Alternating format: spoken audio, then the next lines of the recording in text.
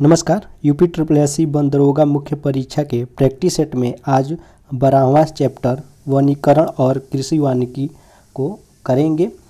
तो चलिए देखते हैं कि क्या क्या इसमें देखना है।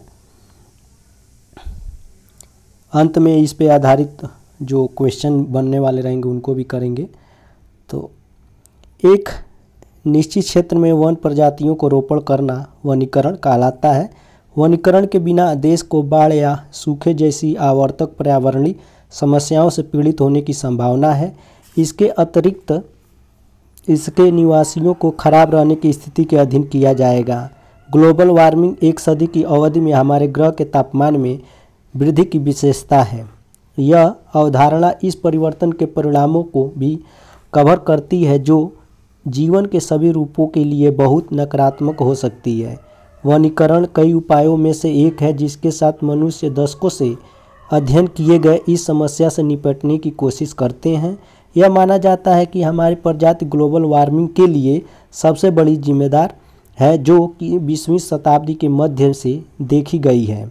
वनीकरण और पुनर्वनीकरण में वनीकरण वृक्षारोपण के निर्माण पर आधारित है। यह वृक्षारोपण वहाँ किया जाता है जहाँ पिछले वन वनस्पति का कोई सबूत नहीं है। पुनर्वनीकरण का उद्देश्य उन रोपड़ों को पुनर्प्राप्त करना है जो खो गए हैं। अब हेडिंग है कृषि वानिकी। इसमें देखते हैं कृषि वानिकी का अर्थ एक ही भूमि पर कृषि फसल एवं वृक्ष प्रजातियों को विधि पूर्वक रोपित कर दोनों प्रकार की उपज लेकर आय बढ़ाना है।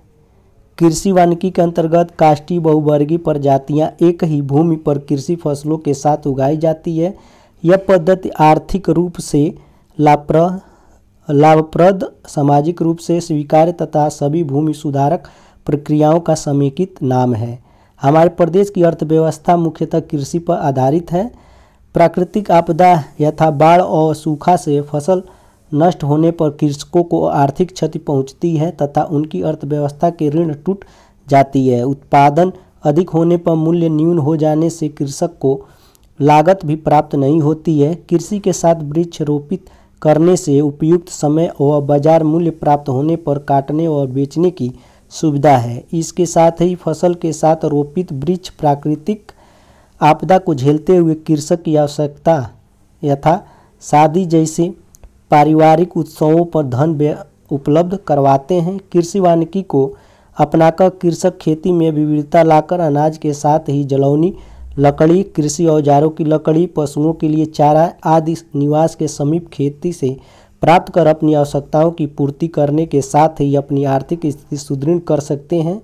ईंधन के रूप में प्रयुक्त किए जाने वाले गोबर को जलाने से बचाकर खाद के रूप में प्रयुक्त किए जाने से कृषि उत्पादन के बढ़ने के साथ रासायनिक उर्वरक में व्यय होने वाली धनराशि की बचत कर सकते हैं। अब हेडिंग है कृषि वानिकी के कारण।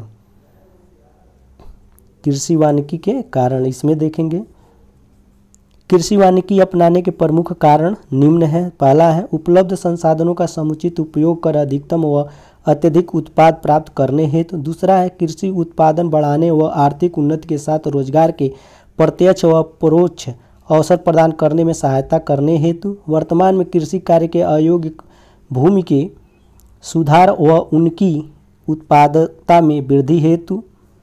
बढ़ती हुई जनसंख्या के लिए चारा, ईंधन, इमारती लकड़ी व कुटीर एवं लघु उद्योगों हेतु कच्चे माल की कमी के निवारण हेतु। पांचवा है उत्पादन में विविधता एवं प्राकृतिक आपदाओं व अन्य के अधिक उत्पादन के कारण विक्रय मूल्य में कमी से सुरक्षा हेतु। छठा है वह उपलब्ध प्राकृतिक वनों पर जैविक दबाव कम करने हेतु। सातवां है प्रति इकाई भूमि से अधिक पैदावार प्राप्त करने व भूमि की उत्पादकता में वृद्धि हेतु।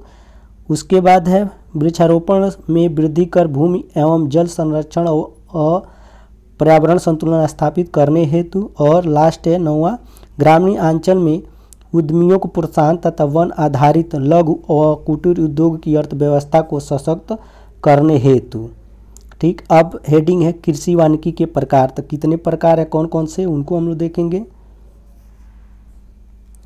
कृषि वानिकी के विभिन्न प्रकार निम्न है। कृषि वानिकी के अंतर्गत खेत के चारों तरफ मेड़ों पर 2 या 3 पंक्तियों में अथवा खेतों के अंदर पंक्तियों में एक निश्चित दूरी में फसलों के साथ वृक्षों को रोपित किया जाता है। इस पद्धति में रोपित वृक्षों के मध्य दूरी इस प्रकार रखी जाती है कि उनके मध्य में कृषि फसलों को रोपित किया जा सके तथा कृषि कार्य हेतु उनके मध्य से ट्रैक्टर आदि चलाए जा सके। कृषि वानिकी पद्धति को उपलब्ध स्थल एवं स्थानीय आवश्यकता की पूर्ति के अनुसार विभिन्न स्वरूपों में वर्गीकृत किया जा सकता है।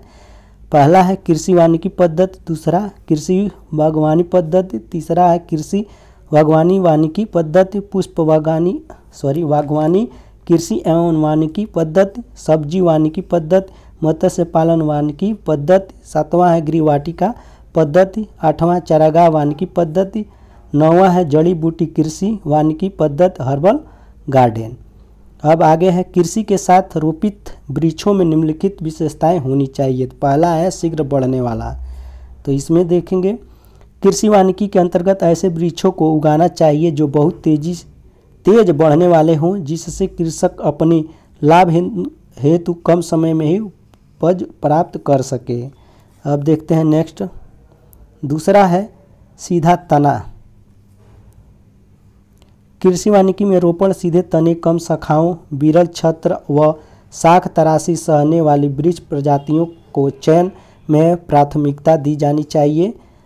तीसरा है गहरी जड़ें।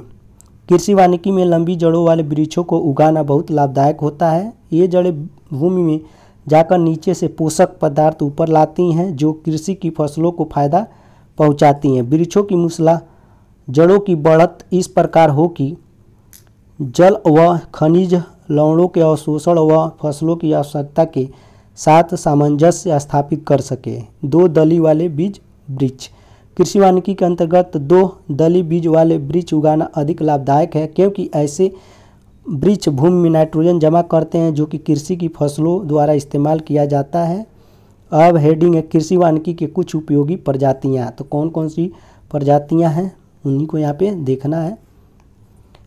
यूकेलिप्टस, पॉपुलर, सुबबूल, शीशम, बांस, आंवला, सागौन, जेट्रोफा आदि। शहरी वानिकी उन लोगों से संबंधित होती है जो शहरों, कस्बों तथा शहरी क्षेत्रों में रहते हैं। इसके द्वारा शहरों में वन जैसा वातावरण प्राकृतिक रूप से पैदा किया जाता है।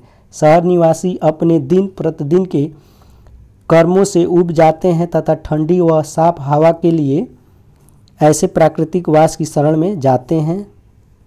वृक्षों में प्रदूषण कम करने की असाधारण क्षमता होती है। वृक्ष ऑक्सीजन उत्सर्जन, कार्बन डाइऑक्साइड, सल्फर डाइऑक्साइड व अन्य प्रदूषित गैसों व कणों का अवशोषण तथा जल एवं मृदा संरक्षण कर मानव को लाभान्वित करते हैं। एक अनुमान के अनुसार प्रति व्यक्ति सांस लेने हेतु 1.752 टन ऑक्सीजन की प्रति वर्ष आवश्यकता होती है। लखनऊ शहर में निवासियों को प्रति वर्ष 35,04,000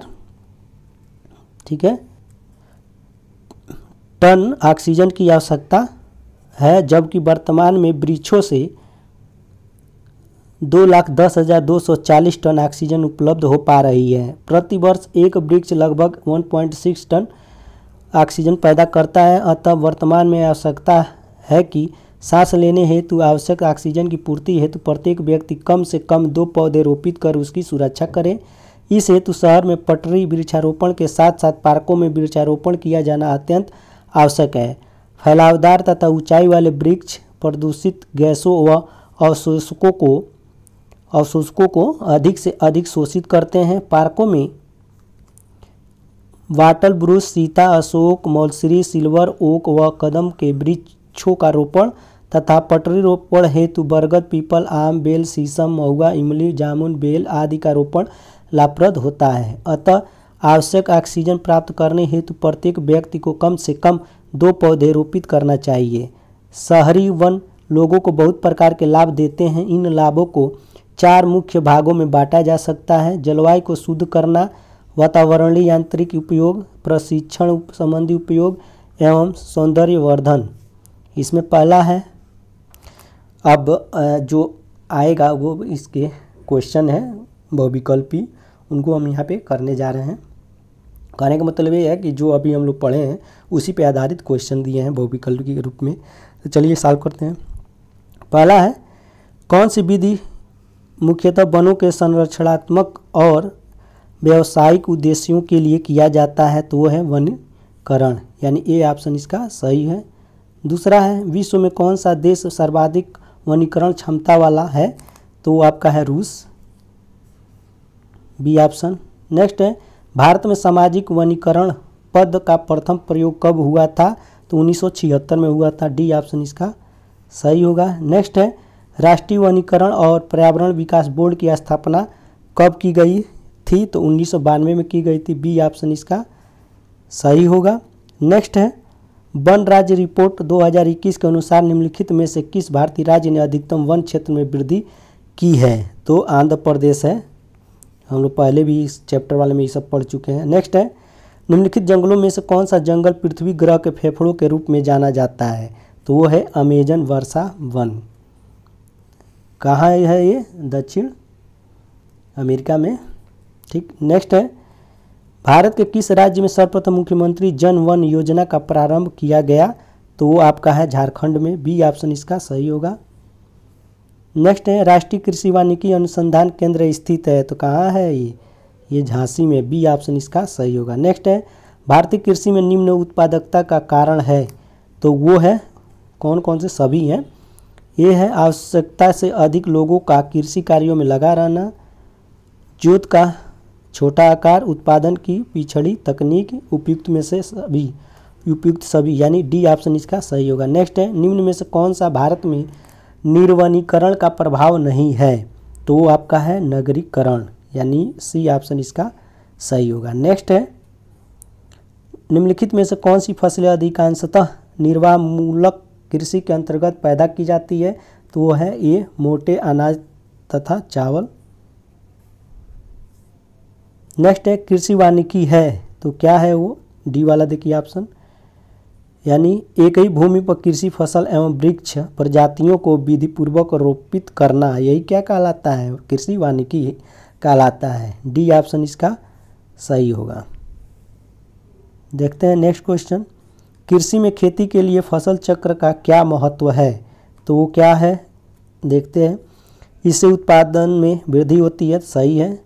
मृदा की उर्वरकता संरक्षित रहती है, सही है। मृदा कटाव कम होती है, सही है, यानी उपयुक्त सभी वाला ऑप्शन सही हो जाएगा, डी। अब देखते हैं नेक्स्ट क्वेश्चन, बागान कृषि पैदा करती है? तो खाद्येतर फसलें पैदा करती हैं, यानी बी ऑप्शन इसका सही होगा। नेक्स्ट है, स्थानीय निवासियों के लाभ के लिए पारंपरिक वन क्षेत्र सहकारी और गैर सहकारी भूमि पर के बाहर की भूमि पर की गई वानिकी क्या कहलाती है? तो आपका है सामुदायिक वानिकी, ठीक है, डी ऑप्शन इसका सही होगा। नेक्स्ट है, वनों के तहत भूमि बढ़ाने के लिए उठाए गए चरणों में से कौन सी गतिविधि विपरीत है? तो वो आपका है स्थानांतरण कृषि, बी ऑप्शन इसका सही होगा। नेक्स्ट है, खेती की झूम विधि का व्यवहार हुआ करता है? तो ये आपका नागालैंड में होगा, ठीक। नेक्स्ट है, बोरलाग पुरस्कार निम्न में से किस एक वैज्ञानिक क्षेत्र में दिया जाता है? तो वो आपका है कृषि विज्ञान, डी ऑप्शन इसका सही होगा। इस तरह से हमने इस छोटे से चैप्टर को भी कंप्लीट कर लिया। इस पे आधारित जो क्वेश्चन तभी हम लोग प्रैक्टिस सेट के रूप में किए हैं। आशा करते हैं कि आपको ये अच्छा लगा होगा तो लाइक शेयर और सब्सक्राइब करना ना भूलिएगा। जय हिंद, जय भारत।